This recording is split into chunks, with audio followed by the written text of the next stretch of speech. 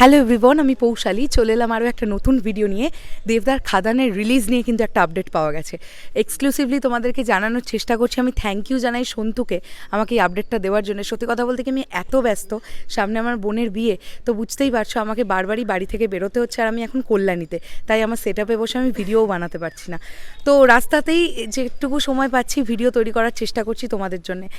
খাদানের release নিয়ে যেটা শোনা যাচ্ছে বন্ধুরা, পার্টিকুলার একটি পোর্টালে, আমি এখানে অবশ্যই স্ক্রিনশট অ্যাটাচ করছি, দেবদাকে এই কোয়েশ্চেনটা করা হয় যে খাদান রিলিজ নিয়ে আপনি কি ভাবছেন।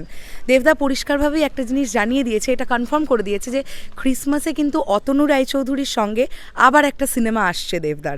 এটা কিন্তু দেবদা কনফার্ম করেছে এবং দুর্গাপুজোয় টেক্কা, এটা আমরা সবাই জানি। এইবার দেবদা যেটা বলছে যে খাদান যেহেতু একটা বিশাল বড় বাজেটের ফিল্ম আর অনেক বড় গ্র্যান্ডারের ফিল্ম, তাই অবশ্যই খাদানটা খুব দেখে শুনে রিলিজ দিতে হবে। মানে রিলিজ তো দেবো বললেই দিয়ে দেওয়া যায় না, সেই সময় বাদবাকি কী ছবি আছে বা সেই সময় লোকজন কতটা ফ্রি আছে, এই সমস্ত জিনিসগুলো দেখে তবে একটা ছবি রিলিজ দেওয়া যায়। তো দেবদা কিন্তু সেক্ষেত্রে বলছে যে খাদান মেবি হতেও পারে নেক্সট ইয়ার রিলিজ। এখনই বলেই দেননি যে নেক্সট ইয়ার রিলিজ। দেবদা বলেছেন যে যদি সেরকম সুযোগ সুবিধা না হয় এবছর রিলিজ দেওয়ার জন্যে, তাহলে কিন্তু খাদান নেক্সট ইয়ারে রিলিজ পাবে। আর আমি মনে করি যে পারফেক্ট সময় বা টাইম যদি এই বছরে না পাওয়া যায়, সেক্ষেত্রে নেক্সট ইয়ারে খাদান গেলেও কোনো অসুবিধা নেই। একটা এত বড় বাজেটের ফিল্ম, 10 কোটি টাকার ওপরে বা 10 কোটি টাকার আশেপাশে এই ছবিটার বাজেট আমার কাছে যে আপডেট আছে, এবং এই ছবিটা একটা এত বড় গ্র্যান্ডারের ছবি, তো এই ছবিটা ঠিক সময় মতো আসতে হবে। মানে ন্যাচারালি যে সময় দেবদার ছবি আসে সেই রকম সময় খাদান রিলিজ পেলে অনেক ভালো হবে। আমি ব্যক্তিগতভাবে চাই খাদান এমন একটা প্যাটার্নের ছবি, এটা ঈদে রিলিজ হওয়ার ছবি। যদি নেক্সট ইয়ার ঈদও প্ল্যানিং করে দেবদা খাদানের জন্যে, আমার মনে হয় ইট উইল বি বেটার। এটা আমার ধারণা। ডেফিনেটলি প্রডিউসার্সরা আছেন, তারা ডিসাইড করবেন যে কোন সময় রিলিজ করলে ভালো হয়। তবে এই আপডেটটা একটা পেলাম, তাই ভাবলাম তোমাদের সঙ্গে শেয়ার করি। তোমাদের কি বক্তব্য বলো? দেখো, দেবদা হচ্ছে প্রমোশনাল কিং, আমরা সবাই জানি। আজকে থেকে খাদান ফ্লোরে গেছে, তোমরা দেখো পোস্টার আসা থেকে শুরু করে সকালবেলা নানান নিউজ পোর্টালে খাদানের খবর বেরিয়ে গেছে।